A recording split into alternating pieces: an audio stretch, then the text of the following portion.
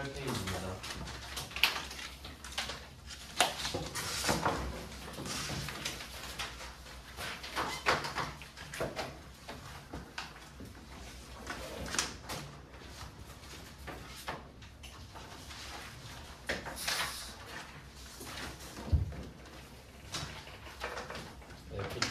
부채로 넘어왔고요.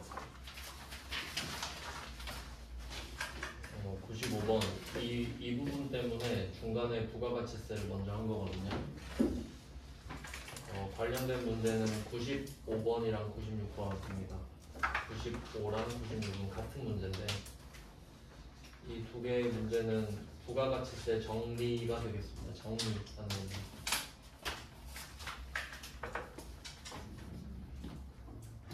부가가치세 과세기간을 알아야 되는데 부가가치세 과세기간은 1년을 두 개로 쪼갭니다.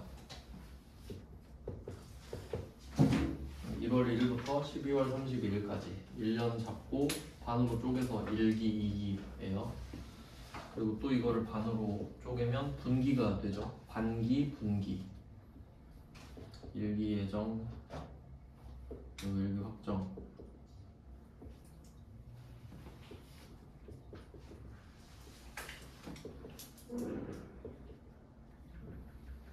네, 이런 식으로 합니다. 그래서 뭐 결론은 3개월씩 신고를 해야 돼요. 법인은 3개월마다 신고를 합니다. 1월부터 3월 거, 4월부터 6월 거. 근데 4월부터 6월 거에다가 예전 거를 합쳐서 확정을 짓는 거고요. 결론은 3개월마다 부가가치세를 정리해서 신고 납부를 하는 거거든요. 그래서 이때 3개월 분기의 끝이 있을 거 아니에요. 마지막 날짜가.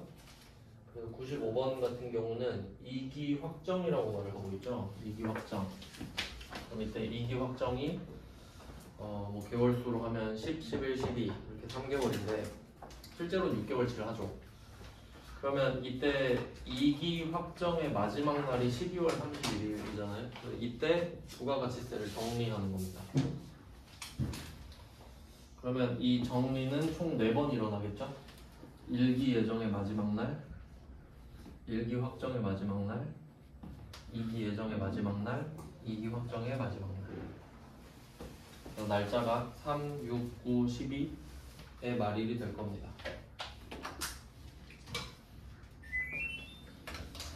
네, 이렇게 일단 그러면 95번 문제는 2기 확정이라고 했으니까 12월 31일이겠구나 알 수 있고요.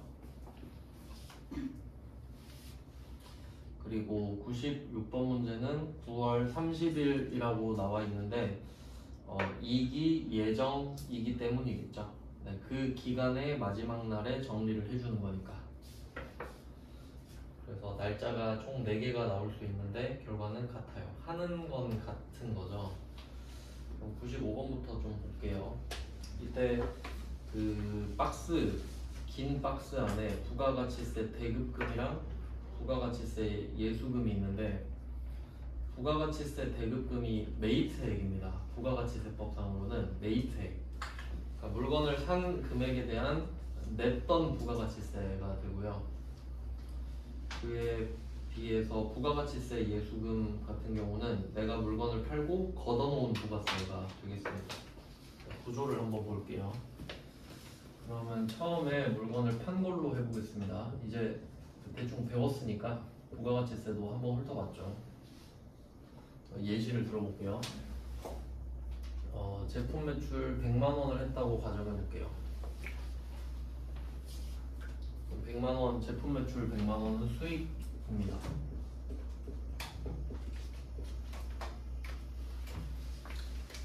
그리고 이건 그냥 재무회계상 수익이고 100만 원짜리를 팔면 10만 원을 내야 될 의무가 생겨요. 부가가치세를. 그래서 그 10만 원은 매출세액. 부가가치세법에서 매출세액이라고 하고 회계에서는 이걸 부가세 예수금이라고 해요.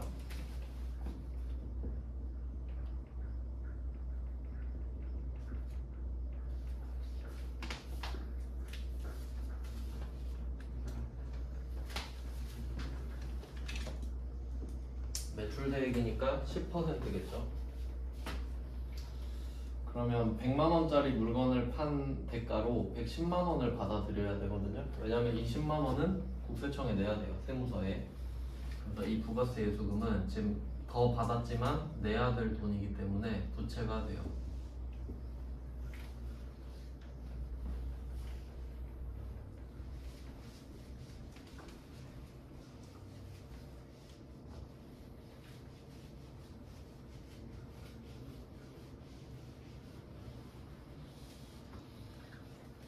그래서 110만 원 받겠죠.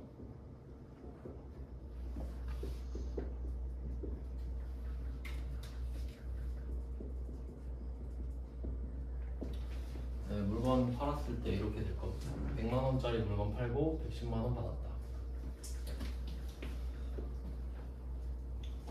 부가세 예수금 매출액이에요. 부채. 그러니까 110만 원을 받았는데 이 중에 10만 원은 낼 돈이잖아요.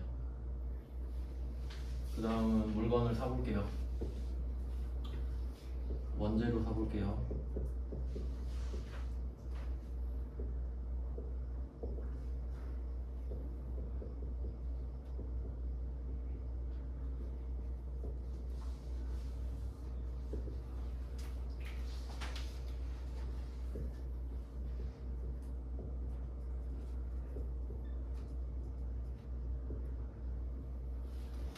네, 이번에는 물건을 사요. 살 때는 부가세를 더 내야겠죠. 80만 원짜리 살 때 8만 원 더 냅니다. 왜냐면 상대방도 8만 원 더 달라고 했기 때문이겠죠.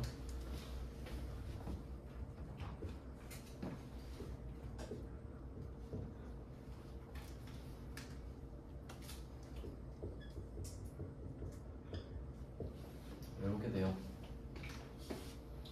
그러면 이게 3개월 동안 이 두 거래만 있다고 해볼게요. 딱 이거 두 개만 있었어요. 그리고 정리를 하는 거죠.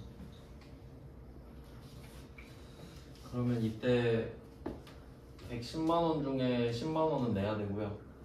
그리고 8만 원 낸 거는 돌려받아야 되거든요. 물론 이때는 그 매입세 공제를 받을 수 있다는 전제 하에 진행이 된 겁니다.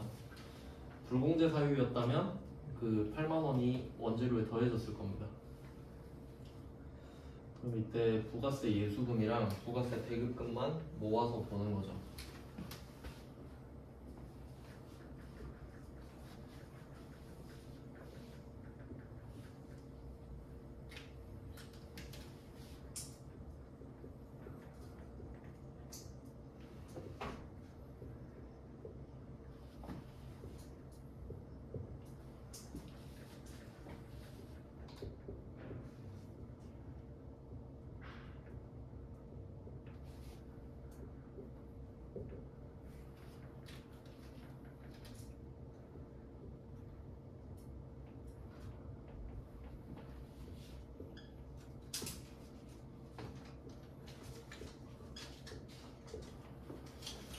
이렇게 정리가 되는 거예요. 자리가 반대로 가는 겁니다.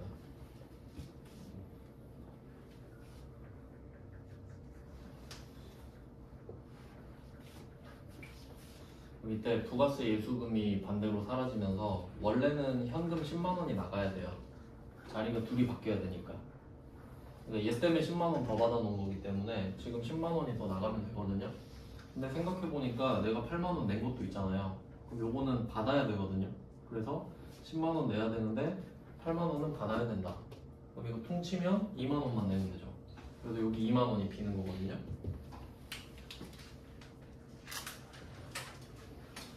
그러면 2만 원을 내면 되는데 문제가 지금 이게 정리라고 하면 분기 말일이잖아요. 항상 3, 6, 9, 12의 말일이잖아요.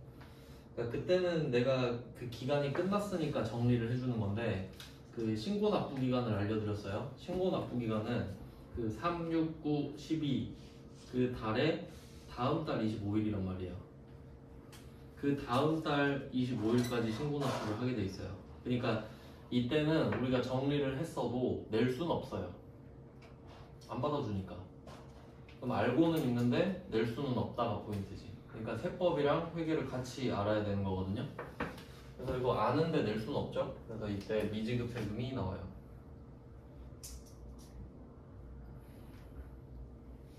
뭐 이런 느낌인데, 그러면 이 돈도 언젠간 나갈 거니까 부채가 되겠죠? 미지급 금 대신에 미지급 세금. 근데 앞에서 한번 나왔었죠? 그 법인세 할 때도 기본적으로 그 법인세랑 부가가치세는 내니까 그럼 12월 31일이 되면 그 미지급 세금이 두 개가 걸려 있는 거죠. 법인세 거랑 부가가치세 거랑 같이 둘이 들어있어요. 근데 부가가치세는 그 분기 말마다 또 걸려 있는 거죠. 그리고 25일 안에 해소가 되겠지만, 그럼 일단 이 왁구를 보시면 되고요. 그러니까 이 자리는 절대 안 바뀝니다. 부가세 대급금이랑 부가세 예수금 자리는 정해져 있어요. 금액만 달라지겠죠. 자, 그럼 이제 금액을 넣어볼게요. 자리는 봤으니까 이제.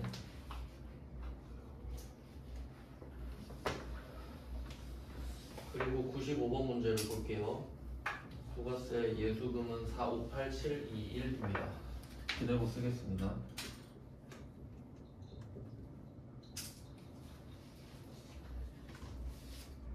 다음 부가세 대급금도 쓸게요.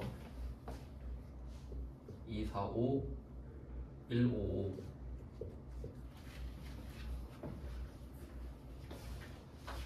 원래는 이렇게 숫자가 예쁘게 떨어지면 안 됩니다. 1원짜리 부가세도 있고 그렇게 돼요. 왜냐면 부가세를 합쳐서 금액이 뭐 10만원 이런 식으로 되기 때문에. 그러면 이때 또 봐야 될 게 뭐냐면, 지금 예수금이 더 크잖아요. 그럼 제가 위에 쓴 것도 예수금이 더 쓴 걸로 전제가 돼 있는데, 물론 장사가 좀 활성화되면 사는 것보다 파는 게 더 많아야겠죠. 돈을 벌려면. 근데 장사 초기에는 사는 게 더 많을 수도 있죠.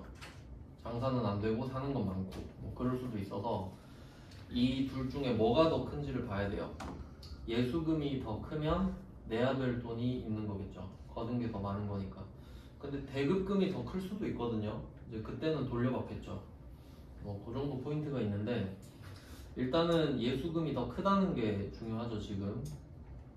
그럼 내는 거는 이제 확정이 됐는데, 여기에 이 95번 문제는 중요한 점이, 문제 두 번째들에 원 단위는 납입하지 아니하므로 이렇게 나왔어요. 원 단위는 납입하지 아니하므로.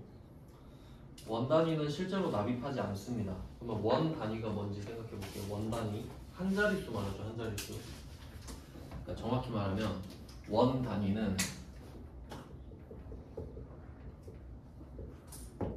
0부터 9까지입니다. 한 자리 말이에요. 왜냐면 10이 되면 10원 단위가 되기 때문에 원 단위는 한 자릿수만 말하거든요. 근데 이때 0이면 원래 안 내죠. 이의 자리가 0이다. 빵원 내세요. 그럼 낼 거 없잖아요. 근데 만약에 내가 9원을 내야 돼. 9원. 9원을 내야 되는데 9원을 들고 갔거든요. 근데 나보고 그냥 가지래 9원을. 그럼 우리 입장에서 좋은 거잖아요. 그러니까 원 단위를 납입하지 않는 게 상황이 좋은 건지 나쁜 건지를 파악해야겠지. 우리한테 좋은 겁니다. 안 내도 되니까. 그러면 그 뒤에 보면은 잡이익 또는 잡손실로 처리하라 그랬잖아요.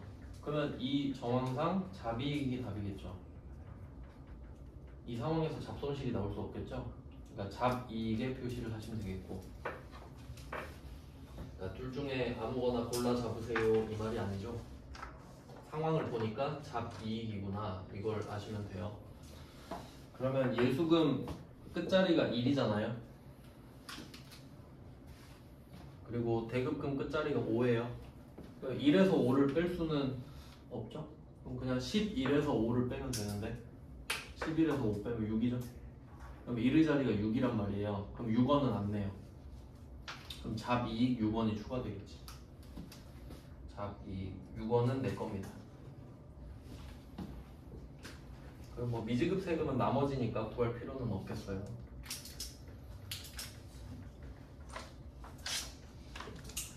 실제로 원단이 안 내거든요.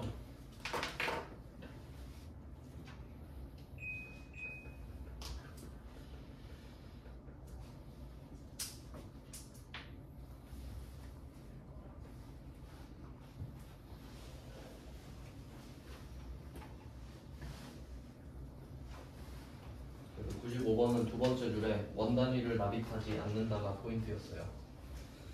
그러면 6원을 안 내는데 이 6원이 그 예수금이 지금 더 큰 상황인데 6원 때문에 대급금이 더 커지거나 그러진 않잖아요. 그러면 미지급 세금 요거까지 원 단위를 납입하지 않으니까 잡입, 그 다음에 부가세 예수금이 대급금보다 크니까 미지급 세금, 이렇게 답이 나오는 거예요. 두 가지 포인트. 네, 그래서 95번이 가장 기본적인 문제라고 보시면 되고요. 그리고 그 밑에 96번 있잖아요. 96번은 좀 쉽게 나왔는데 자리가 똑같습니다. 자리는 절대 안 변해요. 숫자만 바뀌지.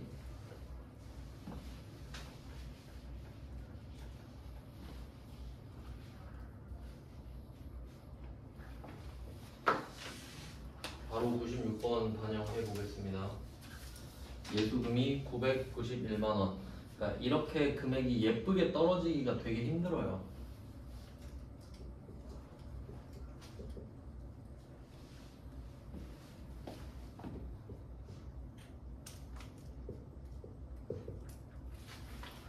자, 이렇게 됐어요. 그럼 얘는 원 단위 이슈는 전혀 없죠. 일부러 안 내려고 지금 금액을 예쁘게 준 거고, 그리고 얘는 부가세 대급금이 더 크잖아요. 돌려받아야겠죠. 미수금입니다.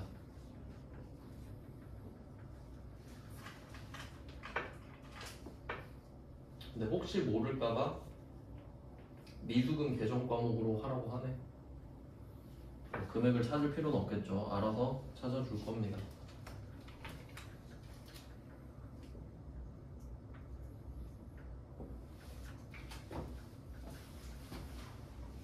이게 미지급 세금이 있었는데 그럼 반대가 뭐 미수 세금일 것 같잖아요. 근데 왜 그 계정 과목이 없냐면 원래 세금은 내는 거예요. 세금은 받는 게 아니에요. 그러니까 세금을 안 냈으면 미지급 세금은 있지 당연히. 근데 미수 세금이 당연한 건 아니거든요. 그러니까 그냥 미수금으로 써라 이렇게 되고, 그러면 이 미수금에는 원래는 세무서 이름이 있을 거예요. 이 부가가치세를 세무서에 내니까 이 미수금은 뭐 옆에 광주세무서한테 가서 받으면 된다 뭐 이런 식이겠죠. 근데 세무서 이름을 언급하지 않았으니까 뭐 지어서 쓸 수는 없잖아요. 그래서 거래처 입력은 생략한다라고 되어 있습니다. 두 개 같은 문제 보시면 되겠죠. 그래서 예수금이 크냐 대급금이 크냐 이렇게 두 개를 넣었어요. 그래서 원 단위도 기억해 주시고요. 그래서 이렇게 정리를 했습니다. 정리 왁구는 예수금, 대급금 자리 기억하시면 되겠고, 그 다음에 97번은 이거 신고납부 하는 겁니다. 이제 7월 25일이잖아요. 7월 25일. 97번은 7월 25일인데 일기 확정 신고분이라고 돼 있잖아요. 그러니까 원래 그 개월이 456 거를 신고하고 7월 25일에 납부를 지금 하고 있어요. 딱 턱걸이로. 그러면 이때 그 아까 95번 문제가 미지급 세금이 대변에 있었잖아요. 이제 그걸 내는 거죠. 미수금을 낼 수는 없잖아요. 미수금은 받는 거니까 미지급 세금을 내면 돼요. 그러니까 이 97번 문제는 95번 문제의 후속 조치라고 보시면 되죠. 95번 다음에 97번이 있다 이렇게 보시면 돼요.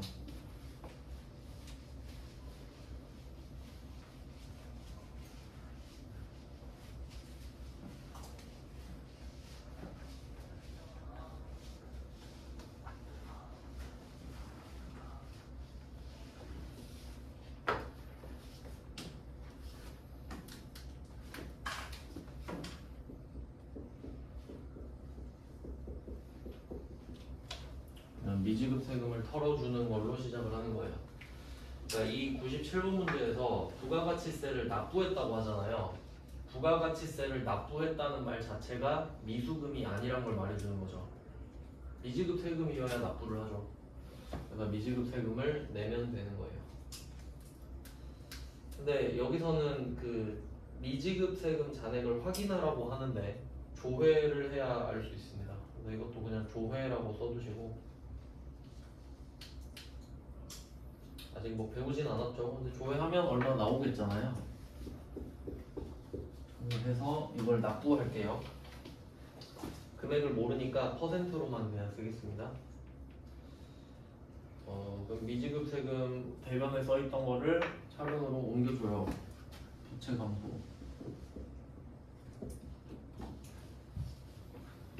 그럼 이걸 내면 돈이 줄어들겠는데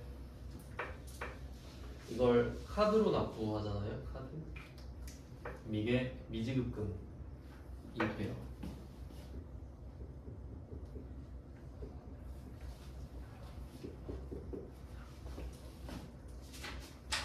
그럼 이거를 퍼센트로 써볼게요. 퍼센트. 그러면 이때 이 미지급 세금이 100%입니다. 100%. 이게 기준이니까. 뭐 예를 들어 100만원 이렇게 하면 100만원 100%. 그 다음에 미지급금은 얼마냐, 이게 이제 중요한데, 카드 결제 있잖아요. 카드 결제. 카드, 여러분 신용카드 쓰면은 원래는 카드 수수료를 여러분이 내야 되는데 우리나라는 사업자가 내잖아요. 결제 받은 사람이 내죠. 원래 그게 좀 이상한 건데, 여기서는 여기서 납부세액이 이거 미지급세금 100%거든요. 여기 0.8%에 상당하는 수수료를 포함한 금액이 결제됩니다. 그러니까 100만 원이라고 하면 100만 원은 내가 썼으니까 결제를 하는 거고, 거기에다가 수수료 0.8%가 붙는다는 거예요. 그러니까 여기서 뭐 100만 원이면 8천 원 이렇게 가겠죠? 그래서 결론은 이게 카드 대금이잖아요. 그럼 이때 이 미지급금은 100.8%죠. 0.8%도 더 내야 될 거 아니에요. 수수료까지.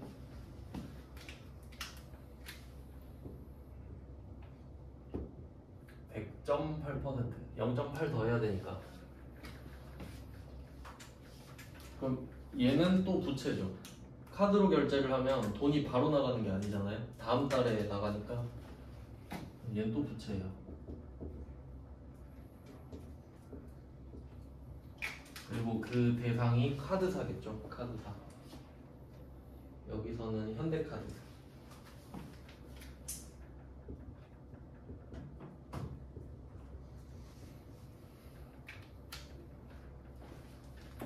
그러면 우리는 100%인데 왜 100.8%를 내냐? 수수료가 0.8이니까. 이거 수수료 비용. 수수료 비용은 뭐 비용인데 이름에 나왔듯이요.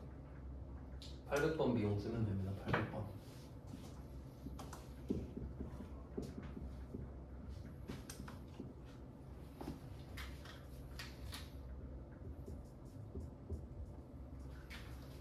뭐 금액을 모르니까 그냥 100만 원 이렇게 쓰셔도 되겠죠. 뭐 100만 원, 100만 8천 원, 8천 원 이런 식으로.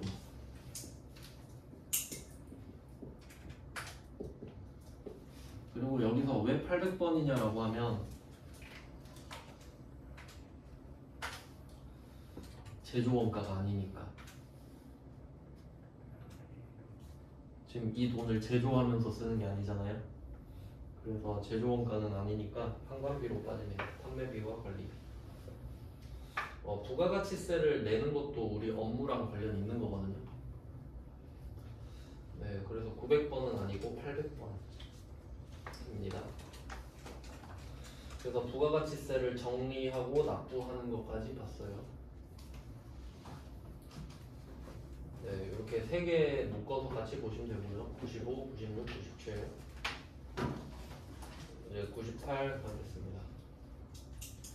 98이랑 99가 세트예요. 98, 99는 같은 주제인데 계약금이에요. 계약금.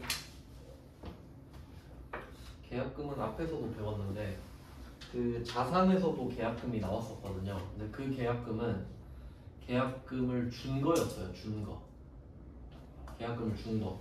계약금 줬으니까 물건 줘 할 채권이 생기잖아요. 그게 자산이었죠.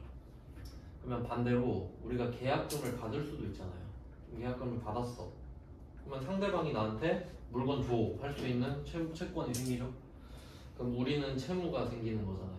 그래서 계약금을 받으면 부채. 지금 계약금 받은 겁니다.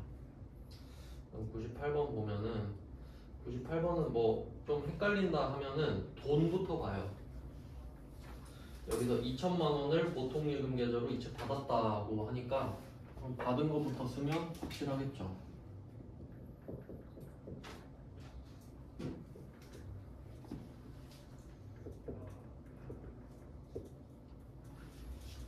보통예금 2천만 원. 일단 확실한 게 차변이니까 그럼 답은 대변이겠죠. 그럼 이게 2천만 원을 왜 받았는지 쓰면 되는데 그게 그냥 해준 건 없는데 돈만 먼저 받았어요 이 말이니까 선수금이 되는 거죠. 그냥 먼저 받았는데 선수금.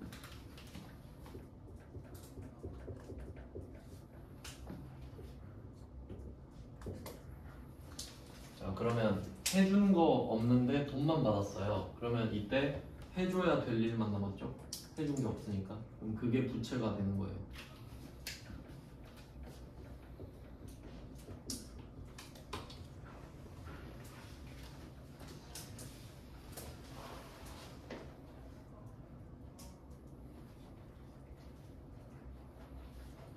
그리고 그 대상이 누군지도 써야 됩니다. 마중까지 쓰시면 돼요.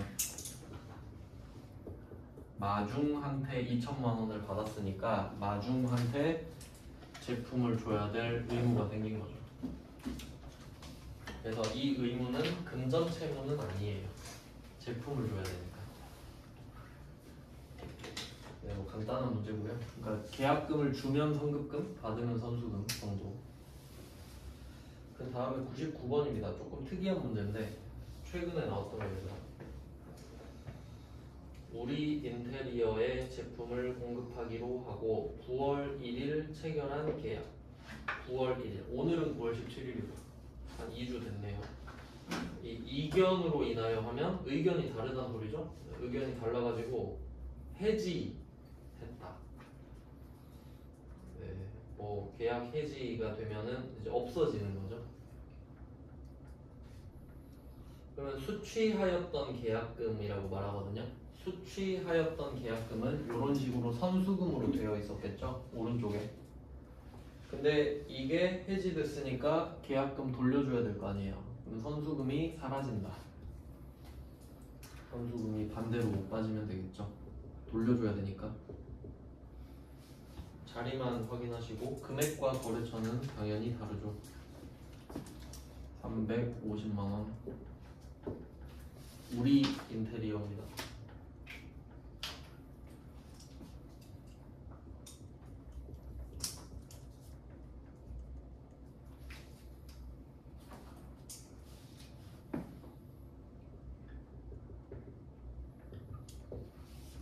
계약금이 없어지면서 돌려줍니다. 보통은 그냥 정반대죠. 받았던 거 그냥 주는 거예요.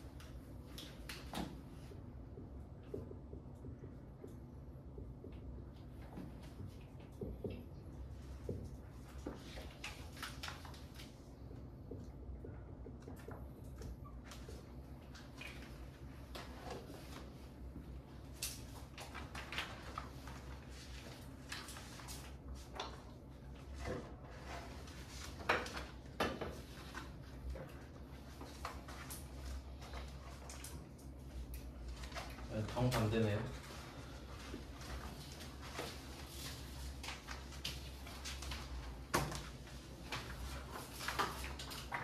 그리고 뭐 이런 식으로 지금 얘 둘이 그냥 정반대인데 근데 지금 계약이 해지된 거잖아요. 해지됐으면 내가 먹은 것만 돌려주면 되는데 그 계약이 성사돼가지고 그 물건을 우리가 줄 때도 있잖아요. 만약에 그렇게 답을 살짝 바꿔보면 일단 답은 확인됐으니까 만약에 우리가 제품을 줬다고 해볼게요. 부가세는 무시하고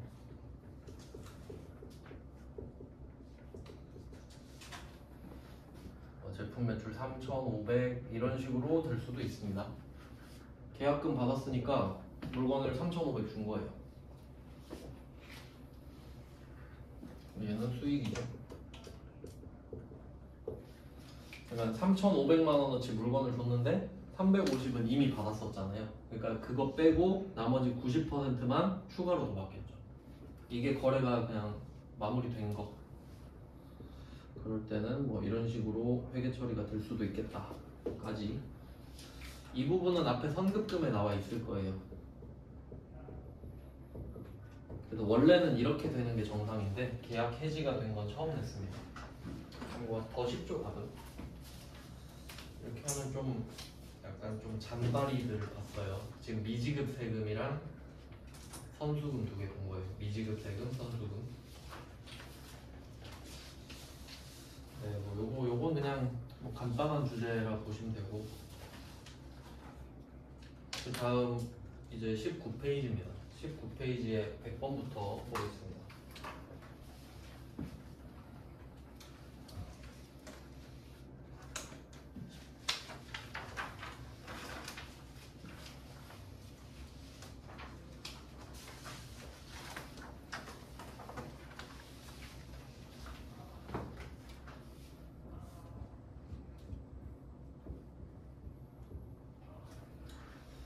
이 100번부터 시작하는 문제 주제는 인건비로 하겠습니다. 인건비.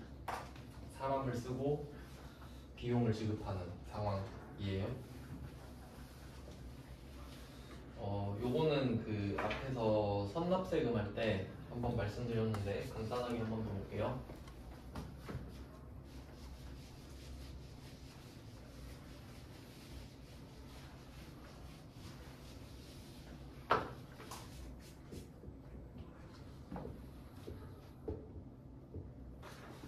A가 B한테 돈을 줘요.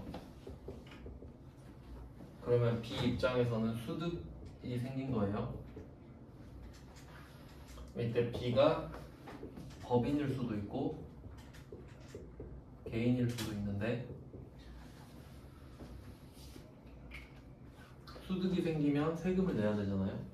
법인은 법인세, 개인은 소득세를 냅니다. 근데 법인은 돈 벌려고 작정한 애들이잖아요. 그러니까 세법을 안다고 생각해요. 국세청 입장에서. 그러니까 A가 B한테 돈을 줘야 되는데 법인이더라 얘가. 그럼 그냥 다 주라 그래요. 알아서 제가 세금 낼 거니까. 그래서 법인한테 돈을 주면 이 법인에 대해서는 원천 징수를 안 합니다.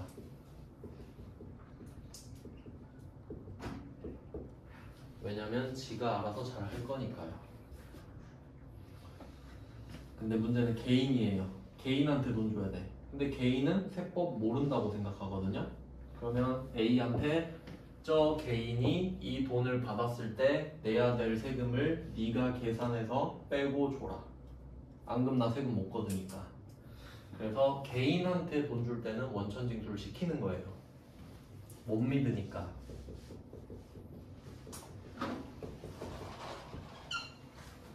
뭐 기본은 이렇게 되는데 예외가 하나 있어요. 예외는 이자.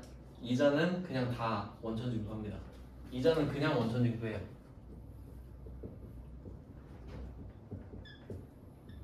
이자는 법인도 원천 징수합니다. 법인한테 줄 때도 은행 입장에서 원천 징수를 다 하게 돼 있어요. 자, 이렇게 되는 거예요. 그러면 이때 이 A는 밑에서 국세청이 사주를 해서 이러고 있는 거거든요. 그럼 만약에 이 A가 B한테 돈 줄 때 개인, 지금 이 얘기하는 거죠. 왜냐면 이때 A가 회사고 B가 직원. 이렇게 하면 딱 맞아떨어지죠. 회사가 직원한테 월급 주잖아요. 근데 국세청이 이거 보고 불안한 거야. 야, 쟤네 세법 몰라. 원천 징수해서 나한테 직접 줘. 이게 원천 징수죠. 원천 징수해서 주고 세후만 직원한테 주는 거예요. 근데 만약에 A가 은행이고 B가 회사일 수도 있잖아요. 그럼 그때는 그냥 한다 이거지, 원천 징수. 그래서 우리가 이자 받았을 땐 당했었죠. 뭐 그런 상황이에요. 그래서 이제는 우리가 A예요. 직원한테 줄 때 원천 징수를 하겠다 이 말이지. 그리고 그 한 걸 국세청에 내는 것까지. 네, 뭐 이런 상황입니다. 상황은 일단 이해가 돼야겠죠. 그리고 그 상황 안에서 또 디테일이 다 다르거든요. 한번 보겠습니다. 100번부터. 100번 문제입니다. 100번은 영업부서에서 홍보물을 배포하기 위해서 고용한 일용직 근로자입니다. 키워드 일용직이겠죠?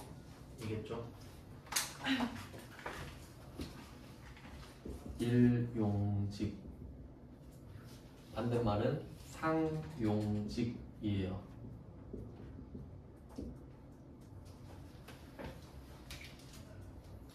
기준부터 한번 볼게요. 일용직은 한 번 고용하는 거거든요. 하루 단위로. 그러면 일용직 근로자는 아침에 입사, 저녁에 퇴사. 그럼 하루 일하잖아요. 그러니까 하루마다 돈 줘야지. 한 번 쓰니까. 내일은 안 쓸 수도 있죠. 내일 쓸 수도 있고 안 쓸 수도 있고. 그러니까 일용직. 근데 상용직은 항상 사용하는 직원이에요. 우리가 알고 있는 뭐 정규직, 비정규직 있잖아요. 비정규직도 상용직입니다. 왜냐면 비정규직도 계약 기간이 있잖아요. 계약 기간 동안은 항상 쓰죠. 그래서 이렇게 구분을 하셔야 되고, 그러면 이 사람한테 주면 이 사람도 개인이잖아요. 네, 100번 문제에서는 참고로 원천징수가 없습니다. 요거는 좀 배경 지식이 있어야 되는데 우리 시험 범위는 아니거든요. 왜냐면 소득세법이니까. 그러니까 지금 이 일용직 근로자 입장에서는 소득이 생긴 거잖아요. 개인이니까. 근데 그 일용직 근로자는 일당을 받죠. 일당 15만 원 이하는 비과세입니다. 12만 원 받았잖아요. 그럼 이 사람은 돈을 받았는데도 세금을 안 내요. 그러니까 이 배경 지식이 좀 있어야 덜 불안하겠죠. 일단 원천징수 이야기를 안 했기 때문에 원천징수를 안 하면 되는데 알고 있으면 좀 더 좋겠죠. 그럼 답을 한번 써볼게요.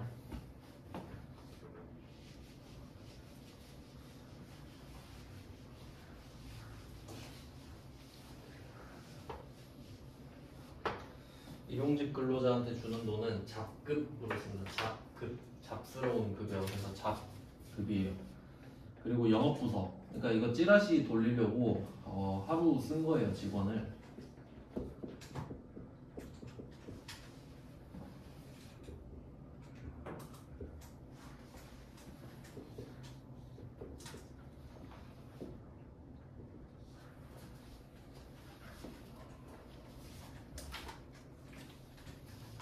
잡급 12만원, 현금 12만원 하면 끝이에요. 원천징수 없습니다.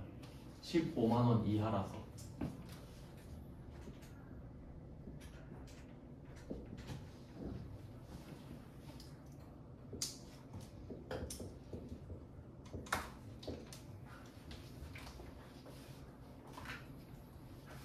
근데 15만원을 넘기더라도 원천징수는 고려하지 않는다, 이런 식으로 낼 확률이 높고요. 100번 받고 101번 볼게요. 101번은 영업부 직원의 업무 역량 향상 교육이네요. 교육시키려고 하는 건데 외부 강사를 초청해서 교육을 시킨 거예요. 그러면 일단 이 사람한테 주는 돈이 인건비가 맞죠. 강사료 100만원 이렇게 있는데, 그러니까 우리는 이제 부가가치세도 배웠으니까 두 개를 구분할 줄 알아야 돼요.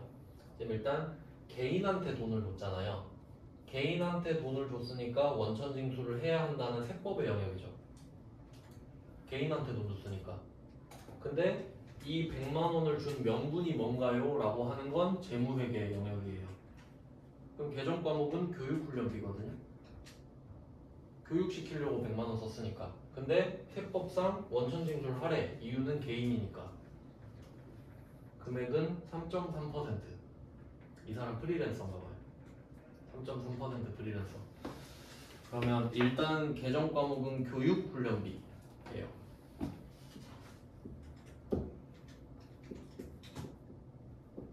근데 이게 두 개가 조금 무슨 차이지? 이 생각할 수 있거든요. 100번도 101번도 잡급 아닌가? 이렇게 생각할 수도 있는데 조금 차이는 느껴지시죠? 100번은 찌라시 돌린 거잖아요. 좀 퀄리티 차이가 좀 있어요. 그게 헷갈릴 정도로 문제를 내진 않습니다. 절대로. 일단 800번 교육훈련비고 그 다음에 또 101번에서는 영업부 직원을 교육했다고 하는데 혹시 제조부 직원 교육할 수도 있잖아요. 그럼 500번이 되겠죠. 일단 교육훈련비 100만원.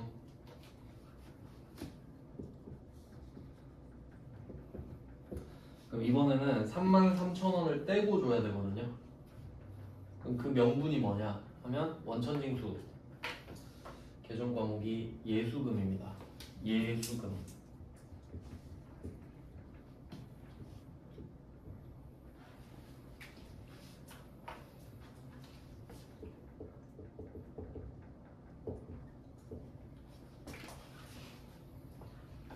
예수금은 두 개 있어요. 아까 부가가치세 할 때는 부가세 예수금이 있었죠. 그러니까 예수금은 두 개가 있는데 부가세 예수금이랑 예수금이 있는 거죠. 그러면 차이가 뭐냐? 부가세 예수금은 부가세를 걷어서 내주는 거고 예수금은 부가세가 아닌 걸 걷어서 내주는 거고.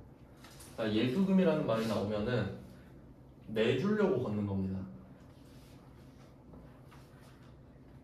너 어차피 내야 돼. 내가 내줄게. 그럼 부가가치세도 마찬가지고. 둘 다 그렇죠. 그러니까 부가세 예수금은 부가가치세법이고 그냥 예수금은 상대방 입장에서 소득세인 거예요. 그래서 예수금이 돼요. 예수금은 미리 예자잖아요. 미리 받아놓는다. 그러니까 미리 받아놓는다인데 사실은 안 준 거죠 그냥. 그래서 33,000원을 떼어놓고요. 근데 이게 부채인데 원래는 이게 3만원은 세무서고 3,000원은 뭐 구청이고 이렇거든요.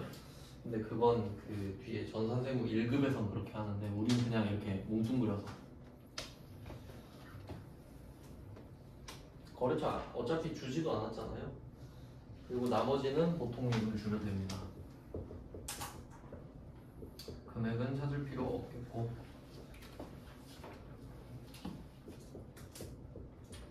그러면 이때 33,000원은 안 줬잖아요. 근데 결국에 세무서랑 구청 가서 3만원, 3,000원 내니까 우리 회사 입장에서 총 100만원을 준 건 맞죠.